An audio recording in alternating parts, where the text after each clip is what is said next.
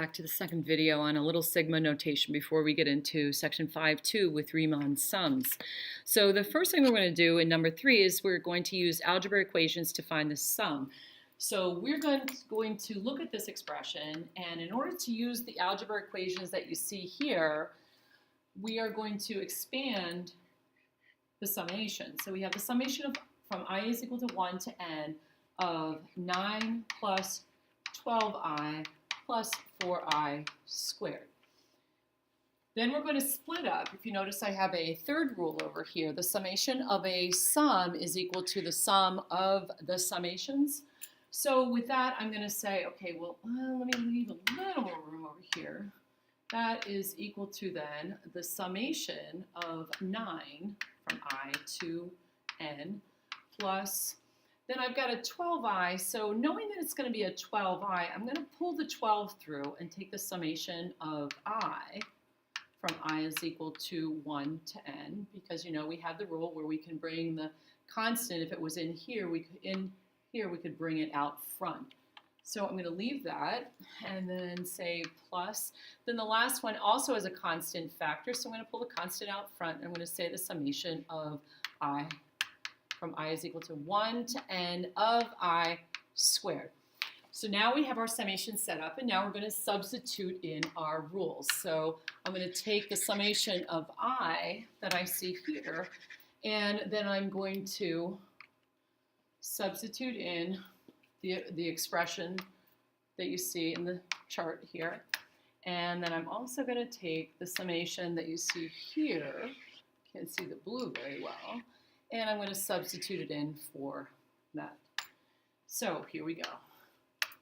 So we have this is equal to the summation of a constant is just that constant times n, plus we have 12 times the summation of I, so that will be the summation will be equal to n times n plus 1 over 2, plus I have 4 now times the summation of I squared, which will give us n times n plus 1 times 2n plus 1 over 6.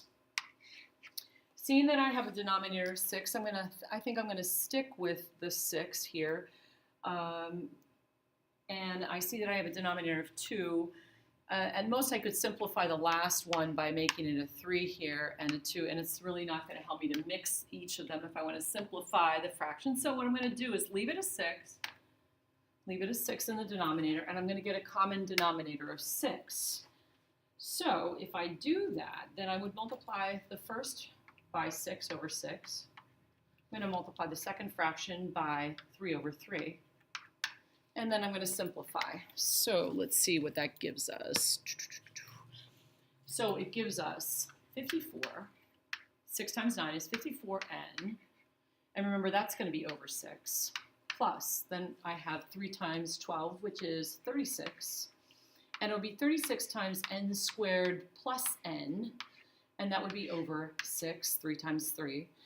And then I have the last one, which is 4n times, I'm going to go ahead and FOIL the last two binomials to give me 2n squared plus 3n plus 1. Okay. And then that would be over 6 as well. So you can see that we could combine the numerators. We have 54n plus 36n squared plus 36n plus 8n cubed plus 12n squared plus 4n, and that would all be over 6. Correct? Over 6. Okay, take a look at that, and I'm going to take this and copy.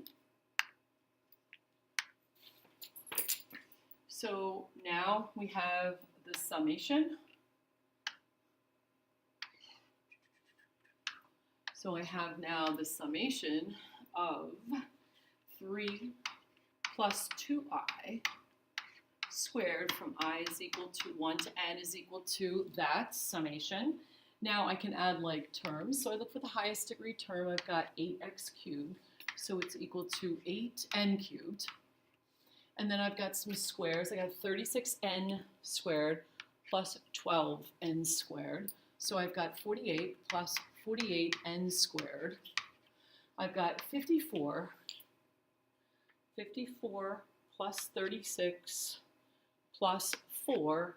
That would be 40, 94 plus 94. Is that right? 94. 40 plus, yep, 40, 94 n's. And all that would be over 6. So I now have a polynomial expression, even though they're constant in the denominator. There is a common factor of 2 in all of the terms, so we'll divide that out. So we get the summation is then equal to, as 2 goes into 6 3 times, 4, 24, and of course 40. 2 goes into 94 47 times. So it looks like we get the summation is 4n cubed. 4n cubed plus 24 n squared plus 47 n. And that would all be over 3. Or we could say 1/3 times that quantity. Often that's kind of convenient to do. All right, so we get that answer. That is the expression we would use to find the summation given an n value that we have.